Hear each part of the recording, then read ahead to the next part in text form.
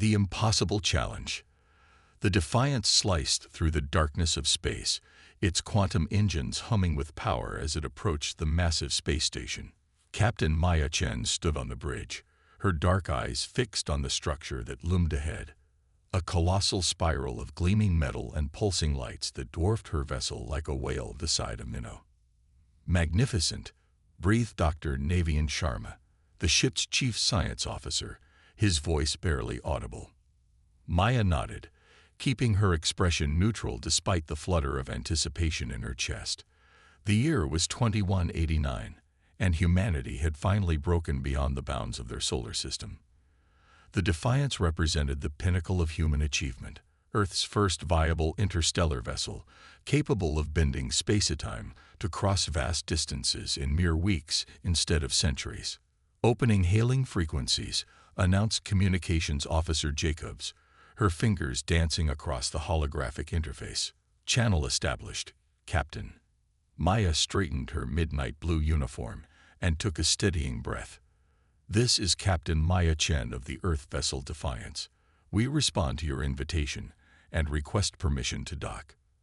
There was a long pause before a response came.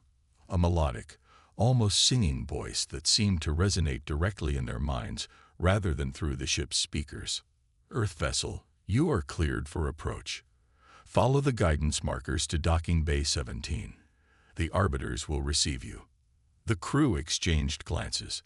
The message they'd received 6 months ago, an elegant probe that had appeared in Earth orbit containing coordinates and a formal invitation to join the greater galactic community, had been both a validation and a shock.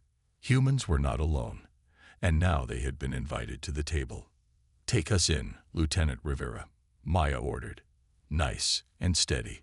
As they approached, the true scale of the station became apparent. What had seemed like decorative patterns on its surface were actually thousands of vessels of all shapes and sizes, docked or moving in precise patterns. The Defiance was guided by pulsing blue lights to a small bay near the outer ring of the structure. With a gentle shudder, the ship locked into place. Maya selected her landing party, Dr. Sharma, Security Chief Diallo, and Diplomat Harrison, and led them through the airlock. The gravity felt slightly lighter than Earth's, and the air carried unfamiliar scents, something like cinnamon mixed with ozone. They were met by 3 beings so different from one another that Maya momentarily froze. The tallest had iridescent, feathered limbs, and a face that seemed composed entirely of geometric patterns that shifted constantly. Beside it stood a bulky creature with crystalline growths protruding from leathery skin, its eyes a swirling vortex of colors. The third being appeared almost human, save for the silvery scales that covered its skin and the 6-fingered hands that gestured with fluid grace. Welcome to Nexus Station, the scaled being said, its voice the same melodic tone they'd heard over the comms. I am Arbiter Seleth of the Galactic Consortium of Advanced Species. These are Arbiters Vexthal and Cord. It gestured to the feathered and crystalline beings respectively. We have awaited your arrival with curiosity. Maya stepped forward, offering the formal greeting they had rehearsed. On behalf of Earth and all humanity, we extend greetings and gratitude for your invitation. The feathered being, Vexthal, made a sound like chimes in the wind. So small, it observed, its voice higher and brittle. So fleshy. Are all humans as fragile as these specimens? Maya felt her spine stiffen, but maintained her diplomatic smile. Humans come in many shapes and sizes, Arbiter, as I see your species do as well. Follow, rumbled Cord, the crystalline being, its voice like stones grinding together. The council awaits. They were led through vast corridors where beings of incredible diversity moved with purpose. Some floated above the ground, others slithered or rolled, while many walked on varying numbers of limbs. The architecture itself seemed alive, shifting subtly to accommodate different physiologies. They entered a vast chamber where a semicircular table hosted 9 beings, each more alien than the last. Above them floated holographic displays showing Earth from various angles, human cities, and what appeared to be historical footage spanning centuries. The human delegation is recognized, announced a being at the center, a tall, slender creature composed of what looked like liquid mercury constantly flowing and reforming. I am High Arbiter Gen of the Consortium. You stand before representatives of the founding species of our galactic community. Maya felt a profound sense of smallness. Humanity had dreamed of this moment for millennia. Contact with advanced alien civilizations. Yet standing here, she felt like a child who had wandered into a gathering of professors. "We are honored," she replied, hoping her voice projected more confidence than she felt. "Honor," said a small, spider-like being to Zhen's right. Its voice, surprisingly deep, is earned, not given. These humans have barely mastered rudimentary spacefolding. Their civilization still wars with itself. Their planet suffers from self-inflicted climate degradation. What could they possibly offer the consortium? Murmurs of agreement rippled through the chamber. Arbiter Moxon. Zhen's liquid metal form rippled with what might have been disapproval. All species begin somewhere, the humans have shown. Remarkable progress given their limitations. Progress, scoffed another being, this one appearing as a cloud of luminescent gas contained within a transparent shell. They achieved in 12,000 years what the Vril accomplished in 3. Their technology is primitive, their understanding of cosmic principles rudimentary at best. Maya felt heat rising to her face. Dr. Sharma stepped slightly forward, his scientific curiosity overwhelming his diplomatic caution. "With respect, we have come to learn and share knowledge. If our understanding is incomplete, we are eager to expand it." "Noble sentiments," said Zhen, "but the consortium does not admit species based on potential or eagerness. We require demonstrated capability." "Then tell us what capability we need to demonstrate," Maya said firmly. "Give us a benchmark." The chamber fell silent. Zhen's mercurial form seemed to study her intently. "You propose a test. If that's what it takes to prove humanity's worth, yes." The council members exchanged what might have been glances, though with such diverse physiologies it was hard to tell. Several made gestures or sounds that Maya couldn't interpret. Finally, Zhen spoke again. "Very well, Captain Chen. The consortium will offer you a challenge, one that will determine whether humanity joins our community or returns to isolation until you have further evolved." Maya nodded, though apprehension coiled in her stomach. "We accept." "Do you?" The spider-like Moxon clicked what might have been laughter. "You haven't heard the challenge yet." High Arbiter Zhen gestured, and a holographic image appeared in the center of the chamber. A massive gas giant with swirling storms of red and gold, orbited by multiple moons. The display zoomed in on one particular moon, a desolate, cratered world with an atmosphere that glowed an eerie green. "Titan 9, Zhen explained. "A moon in unclaimed space, 3 weeks' journey from your solar system at your current technology level. The atmosphere is highly corrosive. The radiation levels would kill an unprotected human in hours. Gravitational fluctuations from the gas giant create tectonic instabilities. Surface temperatures fluctuate between extreme cold and extreme heat. The display showed these conditions in vivid detail: mountains crumbling, acid storms scouring the surface, radiation levels that made Chernobyl look like a health spa. "Your challenge," continued Zhen, "is to establish a self-sustaining colony on Titan 9 within 1 Earth year. The colony must survive without support from Earth for a minimum of 6 months thereafter. Succeed, and humanity will be welcomed into the consortium with full membership privileges." "And if we fail?" Maya asked, though she already knew the answer. "Then humanity will be deemed unready for galactic society. A quarantine field will be established around your solar system. You may try again in 500 years, if your civilization survives that long." The implications were clear. Earth was overcrowded, its resources depleted. Without expansion to other worlds or access to consortium technology, humanity's future looked bleak. This wasn't just a test, it was an existential challenge. "This is impossible," muttered Security Chief Diallo. "They're setting us up to fail." Maya stared at the holographic moon, its hostile surface a death trap by any reasonable standard. But behind her stood 8 billion humans whose futures depended on her next words. Earth needed this. Humanity needed this.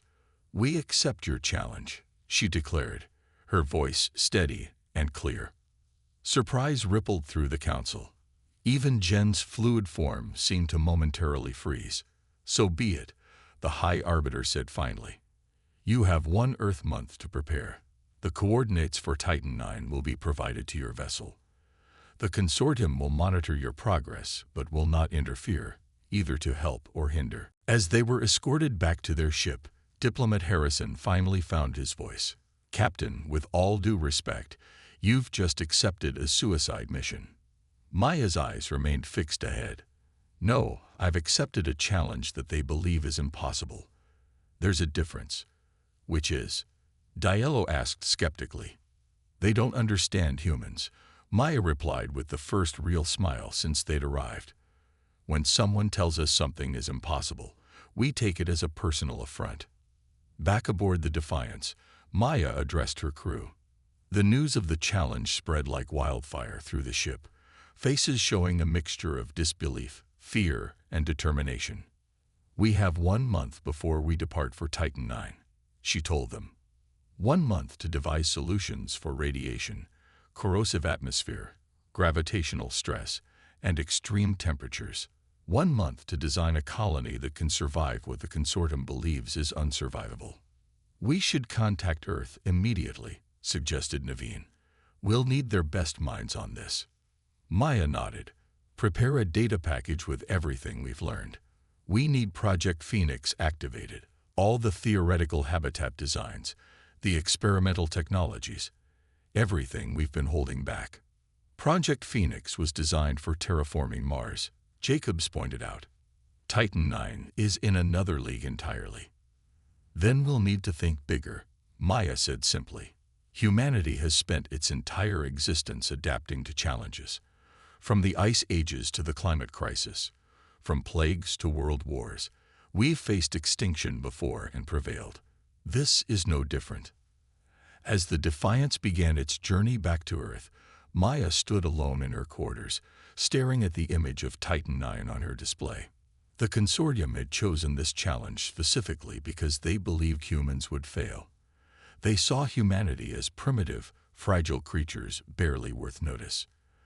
They had no idea what humans were capable of when backed into a corner. Within a week of the Defiance's return, Earth was transformed. The challenge united humanity in a way that no crisis ever had before. National borders became meaningless as the world's greatest minds were gathered into what became known as the Phoenix Initiative. Dr. Elena Rice, Earth's foremost expert on experimental habitat design, stood before a holographic display in the vast complex built specifically for the project. Around her, hundreds of scientists, engineers, and specialists worked with feverish intensity. "Conventional structures won't work," she explained to Maya, who had been appointed mission commander. "Nothing we've built before could withstand those conditions for more than a few days." "Then we build something unconventional," Maya replied. Elena nodded, her eyes gleaming with the excitement of the seemingly impossible challenge. "What if the structure itself is alive? Not just automated, but genuinely alive, able to adapt, heal, and evolve. You're talking about bioengineering on a scale we've never attempted." "Exactly." Elena expanded the hologram to show cellular structures that seemed to be part organic, part mechanical. Synthetic biology combined with advanced nanomaterials. A colony that grows like a living organism, responding to environmental threats by evolving in real time. It was radical, theoretical, possibly insane. But as the plans developed, so did hope. Meanwhile, in another wing of the complex, Dr. Victor Laszlo worked with a team developing radiation-resistant human enhancements. "We can't change Titan 9, he told the first volunteers, "so we'll have to change ourselves. Temporary genetic modifications, pharmaceutical countermeasures, and adaptive nanite colonies that will live within your bodies constantly repairing radiation damage. In orbit, the three massive colony ships took shape: the Phoenix, the Everest, and the Challenger. Unlike traditional vessels, these were designed to become part of the colony itself, their components repurposable for surface structures. The selection process for colonists was rigorous. They needed not just scientists and engineers, but people with exceptional adaptive capabilities, both physical and psychological. People who thrived under pressure, people who refused to give up. When the 1-month preparation period ended, 5,000 colonists boarded the ships. They carried with them humanity's most advanced technology, much of it developed in the frantic weeks since the challenge was issued. Some of it was untested. Some of it existed only in theory. As the three ships prepared to depart, Maya addressed both the colonists and the billions watching from Earth. "The consortium believes we will fail," she said, her voice steady. "They think this challenge is beyond our capabilities. They don't understand that humanity's greatest strength has always been our response to adversity. Throughout our history, we have faced the impossible and found a way through. Today, we carry that legacy to the stars." The ships activated their quantum drives, folding space around them as they began their journey to Titan IX and to humanity's future among the stars. Defying expectations, 3 weeks later, the colony fleet arrived at Titan IX. From orbit, it looked even more forbidding than the consortium's holographic display had suggested. The moon's surface was a blasted landscape of jagged mountains and deep crevices, constantly reshaped by tectonic activity. The atmosphere swirled with sickly green clouds that occasionally erupted in electrical storms of terrifying intensity. "Preliminary scans complete," reported Dr. Naveen Sharma from the Phoenix's science station. "It's worse than we anticipated. Radiation levels are fluctuating but consistently lethal. Atmospheric composition is primarily nitrogen and sulfur compounds, with trace elements we haven't even cataloged. And those storms." He trailed off, watching as lightning the size of mountains tore across the surface. Maya stood beside the main viewport, studying their new home with a mixture of dread and determination. "Begin landing preparations. We stick with the original plan. The Everest and Challenger deploy first to establish the foundation matrix. The Phoenix follows with the primary colonist group once the initial structure is stable." Across all three ships, colonists prepared for descent. They donned specialized environmental suits, marvels of engineering developed in the frantic weeks before departure. Each suit was essentially a miniature ecosystem, designed to protect its wearer not just from radiation and the corrosive atmosphere, but from the psychological impact of the hostile environment. The Everest and Challenger began their descent, fighting against turbulence that threatened to tear them apart. They landed 3 kilometers apart on a relatively stable plateau, an area identified from orbit as having the least tectonic activity. The moment they touched down, the ships began to transform. Outer hull sections unfolded like petals, revealing the foundation matrix, a complex network of bioengineered cells and nanomaterials that immediately began to spread across the surface, anchoring the ships and creating the basis for the colony's living structure. From the Phoenix, Maya and the command team watched the data feeds nervously. Everything depended on these critical first hours. If the foundation matrix failed to establish itself, the entire mission would be in jeopardy. "Matrix deployment at 60%, reported Elena Reyes, monitoring the process from the Phoenix. "Growth rate is slower than projected, but cellular adaptation is proceeding as expected. The structure is learning." 5 hours into the deployment, disaster struck. A tectonic shift, more violent than any they had observed, ripped across the landing zone. The plateau buckled, creating a chasm that cut directly between the two landed ships. Alarms blared across all 3 vessels as communications with ground teams became sporadic. Everest reports structural damage to their eastern foundation nodes. Naveen reported, his voice tight. Challenger has lost contact with 30% of their deployment team. Maya's heart sank as she watched the catastrophe unfold on the monitors. They had anticipated challenges, but not this, not so soon. "Divert all available power to the matrix stabilization systems," she ordered, "and prepare emergency deployment pods. We need to get additional personnel down there immediately." "Captain," Elena interrupted, her voice oddly calm as she studied her readouts. "Look at this." On her screen, the Foundation matrix was changing. Where the chasm had torn through it, new growth was appearing, stronger, denser, with a different cellular structure than the original design. "It's adapting," Elena whispered, awed in her voice. "The system is rewriting its own genetic code in response to the stress. It's evolving." Over the next 12 hours, they watched as the living Foundation not only repaired itself, but expanded across the chasm, creating new connective structures that were significantly more resilient than the original design. The Matrix wasn't just surviving Titan IX's hostile environment. It was learning from it. With the Foundation stabilizing, the Phoenix began its descent.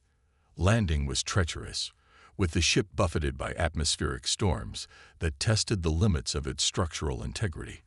But finally, it settled onto the surface, connecting to the now sprawling Foundation matrix and becoming part of the emerging colony. The first weeks were brutal. Despite all their preparation, Titan IX found ways to challenge them that no one had anticipated. The corrosive atmosphere ate through seals faster than predicted. Radiation levels spiked randomly, overwhelming shielding systems. The psychological toll of living in such a hostile environment led to the first deaths. 3 colonists who, overcome by despair, deliberately exposed themselves to the atmosphere.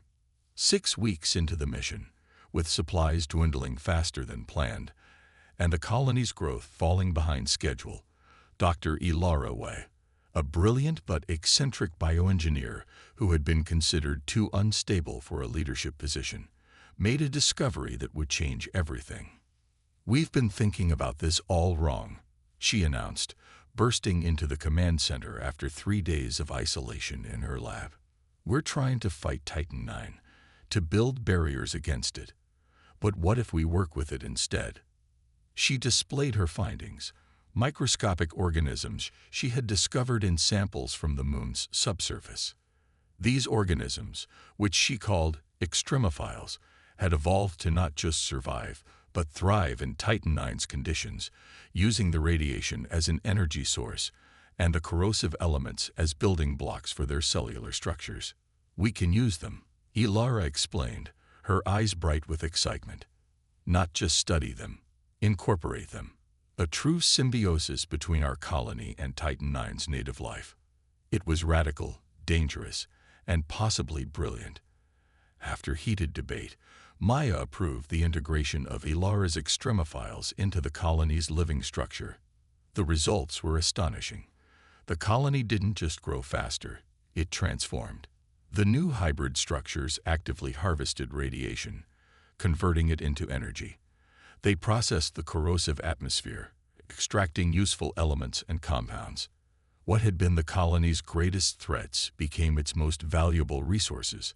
3 months into the mission, the colony, now named Prometheus, had expanded far beyond the original design.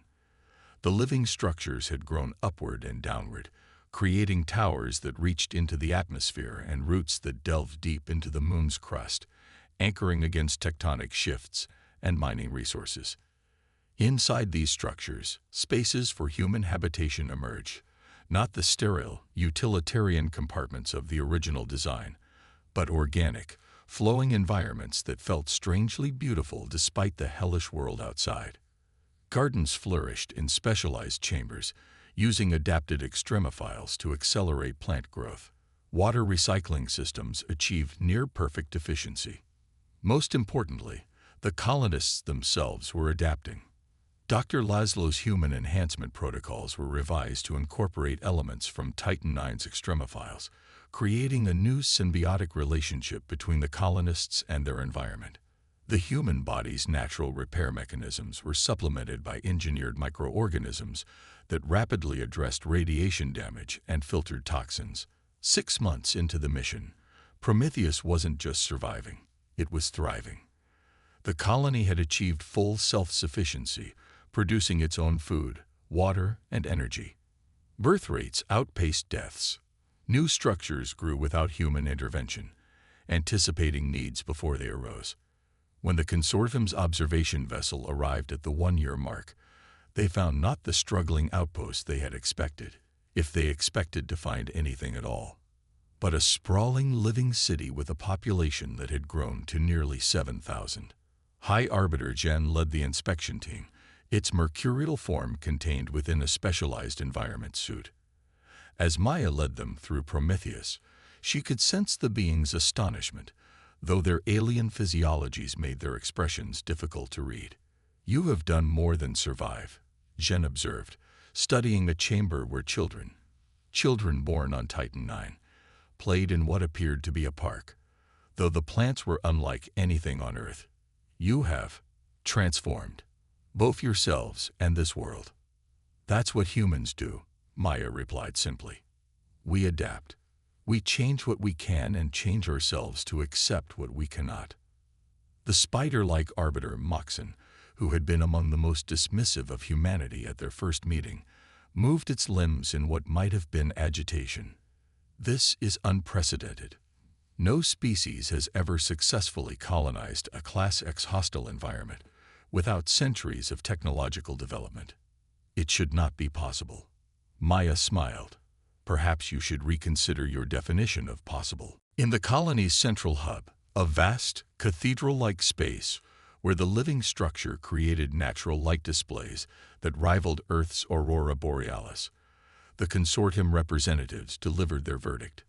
"The Galactic Consortium of Advanced Species hereby recognizes humanity as having successfully completed the challenge of Titan IX," Jen announced formally. "Earth is granted full membership status, with all attendant rights and responsibilities." The colonists who had gathered erupted in cheers, the sound echoing through the living walls of Prometheus and via communication links back to Earth where billions celebrated. However, Jen continued when the noise subsided, "We must acknowledge that humanity has done more than simply pass our test. You have demonstrated capabilities that challenge our understanding." "You mean we surprised you?" Maya said, unable to keep a hint of pride from her voice. "Yes," admitted Jen, its mercurial form shifting in what might have been discomfort. "The consortium has existed for 12,000 years.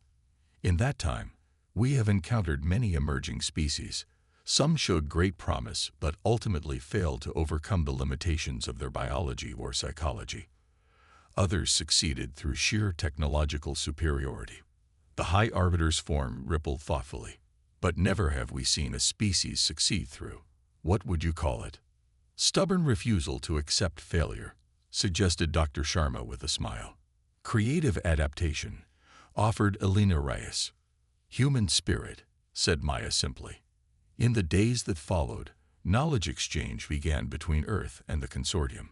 To humanity's surprise, they discovered that while the alien civilizations possessed technology far beyond Earth's current capabilities, they had much to learn from humans about adaptation, creative problem-solving, and psychological resilience. Prometheus became more than just humanity's first extraterrestrial colony.